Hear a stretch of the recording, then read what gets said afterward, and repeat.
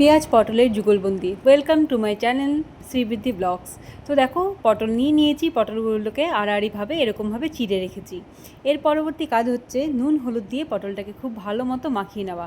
তোমরা চাইলে এরকম আড়াআড়ি না চিড়ে কিন্তু সোজাসুজিভাবেও চিড়ে নিতে পারো। এরপরে দেখো, আমি পরিমাণ মতো হলুদ এবং একটু নুন দিয়ে খুব ভালো মতো মাখিয়ে নিচ্ছি পটলগুলোকে, যাতে নুনটা খুব ভালো মতো মিশে যায়। এর পরবর্তী আমি 3টে বড় পেঁয়াজ এবং 2টো টমেটো নিয়েছি এবং পেঁয়াজ আর টমেটোগুলোকে মোটামুটি সাইজের মাঝারি আকারে কেটে নিয়েছি। এরপরে একটু কড়াইতে তেল দিয়ে, সামান্য তেল দিয়ে কিন্তু আমি একটু পটল আর টমেটোটাকে হালকা আঁচে ভেজে নেব। খুব বেশি ভাজতে হবে না, এরকম একটু হলেই কিন্তু হয়ে যাবে। মোটামুটি এরকম হতে কিন্তু আমি মিক্সার জারে এটাকে গ্রাইন্ড করে নেব বা পেস্ট করে নেব। এরপরে আবারও কড়াইতে একটু তেল দিয়ে আমি পটলগুলোকে এখানে ভেজে নিচ্ছি। সবগুলো পটলই এইভাবে ভেজে নেব। খুব মিডিয়াম আঁচে ভাজতে হবে, আর খুব বেশি ভাজার দরকার নেই, আর ডোবা তেলেরও দরকার নেই। তো এরকমভাবে হালকা আঁচে ভেজে নিয়ে পটলগুলো যখন ভাজা হয়ে যাবে, তবে পটলগুলোকে আমি সাইডে রেখে দেবো। তো পটল ভাজা হওয়া অবধি অপেক্ষা করছি। দেখো, পটলটা মোটামুটি এরকম একটা লাল লাল ব্রাউন কালার হতেই কিন্তু আমি পটল ভাজাগুলোকে তুলে রেখে দিচ্ছি। এদিকে আমার পেস্ট রেডি, আর সাথে আমি একটু মিশিয়ে নিচ্ছি হলুদ গুঁড়ো, লঙ্কার গুঁড়ো এবং একটু ধনে গুঁড়ো। তো মশলাটাকে আমি পেঁয়াজ আর টমেটো পেস্টের সাথে কিন্তু ভালো করে মিশিয়ে নিচ্ছি। আমি কিন্তু কখনোই গুঁড়ো মশলা ডাইরেক্ট তেলে ব্যবহার করি না, এতে কিন্তু মশলা জ্বলে যাওয়ার চান্স থাকে। সবসময় গুঁড়ো মশলাটা একটু জল দিয়ে বা একটু এরকমভাবে মশলার সাথে মিশিয়ে নিলে কিন্তু মশলা কখনোই পুড়ে যায় না। আর একটু নিয়ে নিয়েছি টক দইটা আমি ফেটিয়ে রাখবো। এরপর আবার কড়াইতে যেই তেলটা বেঁচেছিলো সেই তেলে আবার আমি জিরে ফোড়ন দিয়ে দিলাম। জিরে ফোড়ন দেওয়ার পর একটু জিরেটা একটু ভাজা ভাজা হতেই কিন্তু আমি সেই মশলাটাও এখানে দিয়ে দেবো। তো আমি কিন্তু খুব সামান্য তেল ব্যবহার করছি। পটল ভাজার পরে যেটুকু তেল এক্সট্রা ছিল সেটা কিন্তু আমি তুলে রেখেছি, কারণ এই রান্নাটা খুব অল্প তেলেই হয়।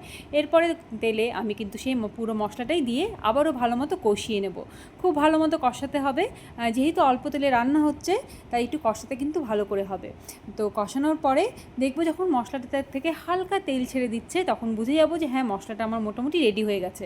এরপরে আমি একটু ব্যবহার করে নিচ্ছি ফ্যাটানো টক দই দিলে কিন্তু রান্নাতে অল্প তেল দিলেও কিন্তু রান্নাটা খুব স্বাদ হয়ে যায়। তো দেখো, আবার আমি খুব ভালো মতো মিশিয়ে নিচ্ছি। ভালো মতো মশলাটা ভাজা হলে এরপরে কিন্তু আমি ব্যবহার করে নেব নুন।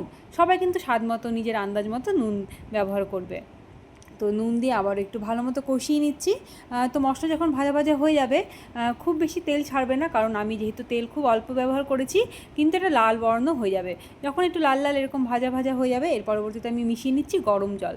সবসময় রান্নাতে গরম জলটা ব্যবহার করলে ভালো, তাহলে কিন্তু রান্নার স্বাদ কখনোই ফিকে হয়ে যায় না। সবসময় গরম জল ব্যবহার করলে কিন্তু রান্নার স্বাদটা কিন্তু বজায় থাকে।